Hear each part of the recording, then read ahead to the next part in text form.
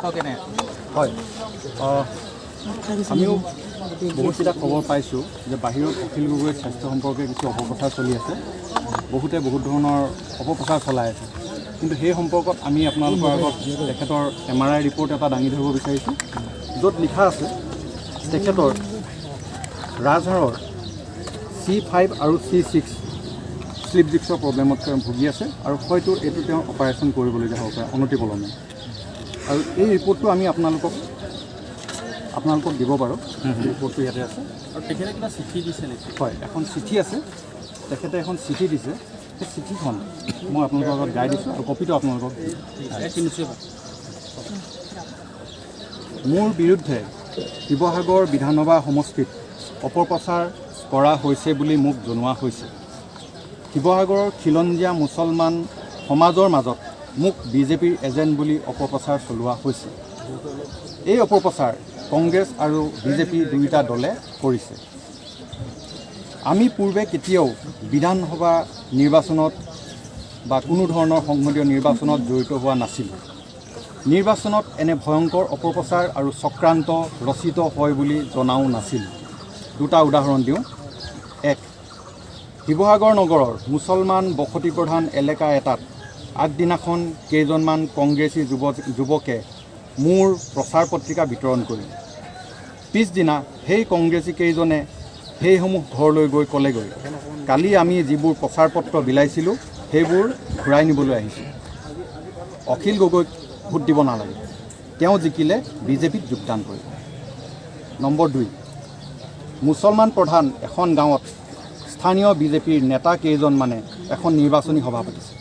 সভাত তেওঁলোকে ক'লে মুছলমানসকলে বিজেপিক ভোট নিদিয়ে দিব নালাগে অখিল গগৈক ভোট দিব তেওঁ আমাৰেই মানুহ এয়া হ'ল বিজেপি আৰু কংগ্ৰেছৰ মোৰ বিৰুদ্ধে কৰা ভয়ংকৰ অপপ্ৰচাৰ দুয়োটা দলৰ উমৈহতীয়া কৌশল তথা খিলঞ্জীয়া মুছলমানৰ ভোটখিনি অখিল গগৈক দিব নালাগে কংগ্ৰেছে বিচাৰে মুছলমান ভোট তেওঁলোকে পাব লাগে বিজেপিও বিচাৰে মুছলমান ভোটখিনি কংগ্ৰেছ দলৰ প্ৰাৰ্থীক দিয়াব লাগে তেতিয়াহে বিজেপি দলৰ প্ৰাৰ্থীজন নিৰ্বাচনত জয়ী হ'ব পাৰিব নহ'লে অখিল গগৈ জয় নিশ্চিত নিৰ্বাচনত এনেকুৱা ভয়ংকৰ চক্ৰান্ত হয় ভয়ংকৰ খেলা হয় বুলি ৰাইজৰ দলৰ কৰ্মীয়ে ভাবিবই পৰা নাছিল এতিয়া তেওঁলোকে মোলৈ চিঠি লিখি সুধিছে এনে পৰিস্থিতিত তেওঁলোকে কি কৰিব মই জেলত বন্দী মোৰ হাতত এনে কোনো মকৰধ্বজ নাই যে কংগ্ৰেছ আৰু বিজেপি এনে চক্ৰান্তৰ পৰা মই বিফল কৰিব পাৰোঁ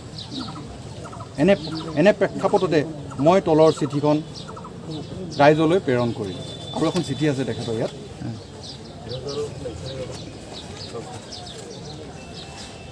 অসমবাসী ৰাইজলৈ মুকলি চিঠি নৰক যন্ত্ৰণাৰ পাছতো মই আপোচ কৰা নাই আপোচ নকৰোঁ কোনোদিন শ্ৰদ্ধা ৰাইজ